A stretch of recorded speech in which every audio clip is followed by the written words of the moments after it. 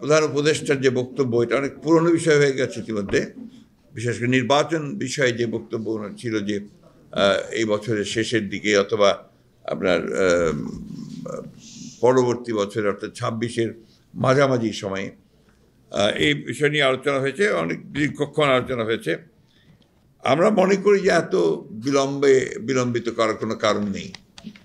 আমরা মনে করি যে এখন যেহেতু আপনার নির্বাচন কমিশন গঠন হয়ে গেছে এবং আপনার মোটামুটি একটা স্টেবিলিটি এসছে আপনার গভর্নেন্সের মধ্যে, গভর্নমেন্টের মধ্যে।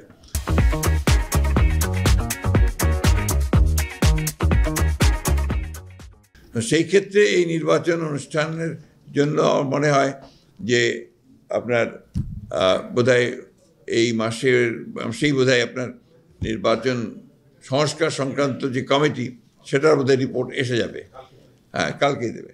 সুতরাং আমার মনে হয় না যে এটা আমরা আরও বিলম্বিত করার প্রয়োজন আছে, কারণ যত বিলম্ব হচ্ছে ততই রাজনৈতিক এবং অর্থনৈতিক সংকট আরও বৃদ্ধি পাচ্ছে। কারণ আমরা বারবার করে বলছি যে আসলে নির্বাচিত সরকারের কোনো বিকল্প নেই, এটা গণতন্ত্রে এটাই হচ্ছে সবচেয়ে ইম্পর্টেন্ট বিষয়।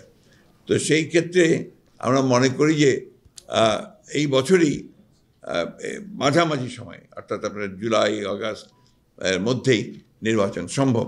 এবং আমরা এই কারণেই আমরা সরকারকে আহ্বান জানাচ্ছি, নির্বাচন কমিশনকে আহ্বান জানাচ্ছি এবং রাজনৈতিক দলগুলোর প্রতি আহ্বান জানাচ্ছি যে দেশের বৃহত্তর স্বার্থে এই বছরের মাঝামাঝি সময় নির্বাচন অনুষ্ঠানের জন্য আমরা ব্যবস্থা নিতে পারি।